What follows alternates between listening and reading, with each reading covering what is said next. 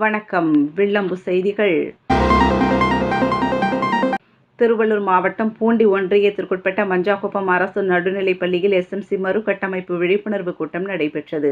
இந்நிகழ்ச்சியில் எஸ்எம்சி தலைவர், துணைத் தலைவர் மற்றும் உறுப்பினர்களை தேர்வு செய்யும் நிகழ்ச்சி நடைபெற்றது.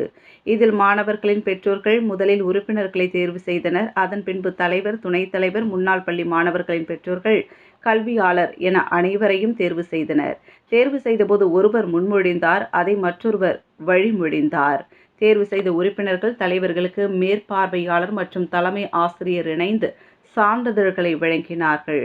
இதனைத் தொடர்ந்து அனைவரும் உறுதிமொழி ஏற்றனர். அதன் பின்பு பள்ளியின் பல்வேறு கட்டமைப்பு பணிகளை குறித்து கலந்தாலோசித்தனர்.